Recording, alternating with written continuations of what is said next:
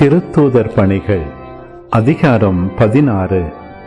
உடனே மக்கள் திரண்டெழுந்து அவர்களை தாக்கினார்கள். நடுவர்கள் அவர்களுடைய மேலுடைகளை கிழித்து அவர்களை தடியால் அடிக்க ஆணையிட்டார்கள். அவர்களை நன்கு அடித்து சிறையில் தள்ளி கருத்தாய் காவல் செய்யுமாறு சிறை காவலர் ஒருவருக்கு கட்டளையிட்டார்கள்.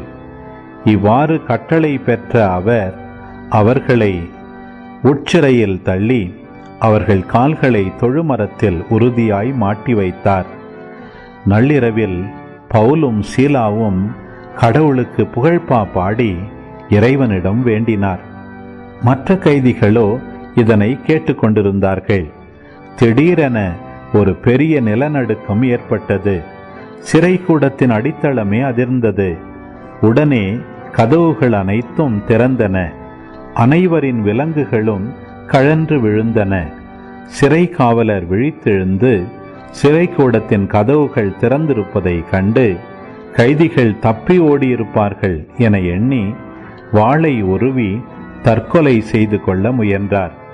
பவுல் உரத்த குரலில் அவரை கூப்பிட்டு, நீர் உமக்கு தீங்கு எதுவும் செய்து கொள்ளாதீர், நாங்கள் அனைவரும் இங்கேதான் இருக்கிறோம் என்றார்.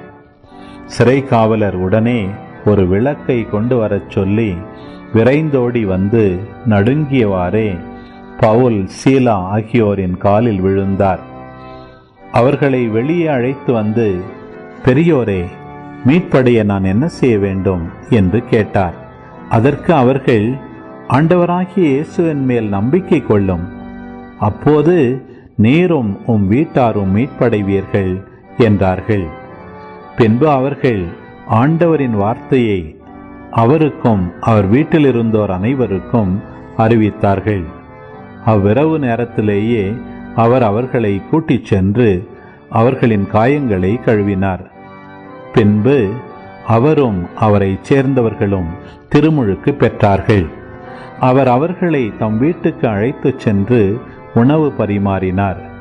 கடவுள் மீது நம்பிக்கை கொண்டதால் தம் வீட்டார் அனைவரோடும் சேர்ந்து அவர் பேருவகை அடைந்தார்.